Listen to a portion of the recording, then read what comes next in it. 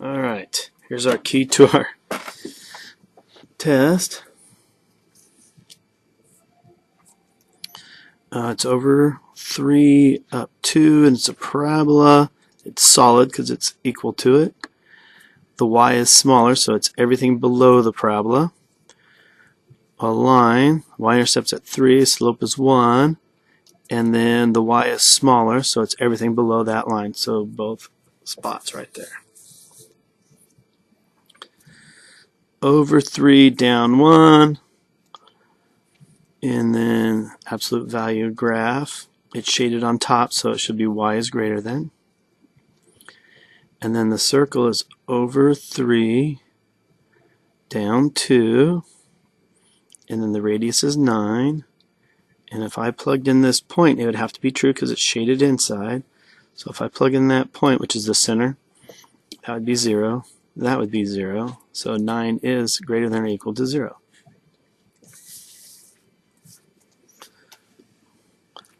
Subtract 13, divide by 5, and that's how I got the 4. Now to get rid of the absolute value, you have to look at both cases. When this is 4 or negative 4. So I write both equations, I solve them, I plot them on my graph, and then I test a point to see if it's true or false. I plugged 0 in. If I plug 0 in, I get 3 times 5 is 15, so 13 plus 15 is smaller than 33, so that's true. So that means everything in between them are true. And I set up my inequality, make it equal, factor to solve. I got my two answers, plug them in on my number line. I tested 0 again because it's just easy. 0, 0, 0 is less than negative 6 is true. So all these in between. If it's false, I'd have it shaded out here.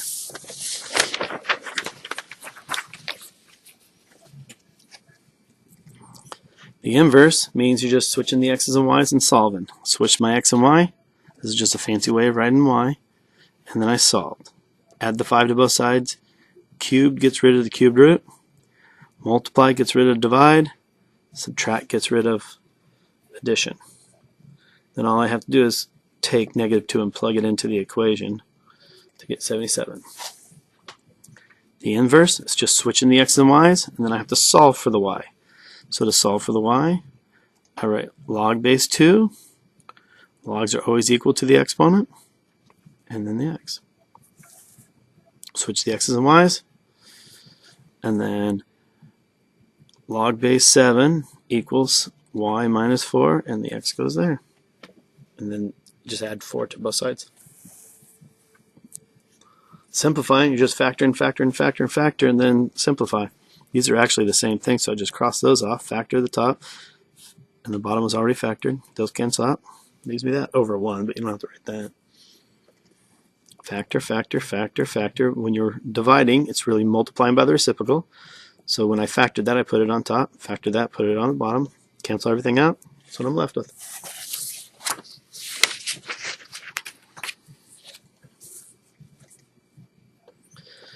Need a common denominator when I'm adding fractions. So x plus 3 times the x minus 2. So if I'm multiplying the bottom by x plus 3, I have to multiply the top by x plus 3. Since it's 1, I just get x plus 3. Same thing over here. I'm multiplying by x minus 2 over x minus 2. Distribute the 2 to both of them. Now that I've distributed, I can combine like terms. X plus 2x is 3x. 3 plus a negative 4 is negative 1. Nothing can cancel, so I stop there. Over here, I have x squared minus 4, which is just x plus 2 times x minus 2.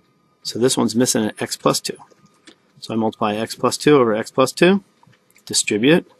So I got this part. Distribute the negative to both of them. That's why he is positive now. Factor the top. Canceled.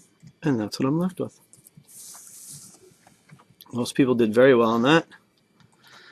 I took the first 2, and when I combined them together, the y's canceled out. And that's how I got this equation. I simplified it by dividing by 3. And then I multiplied the middle one by 2, so that would be a negative 2y, so the y's would cancel out. So 2 times 2 times 2 times 2 times 2. You could do many different combinations. This just looked the easiest to me. So now I have this equation. Brought my other one over, multiplied it by a -1. Combine like terms, combine like terms. That's how I got x equals 4. Plug it back in to find z. Plug both of them back in to find y. Write it as a point because I asked for the point. Good luck next week.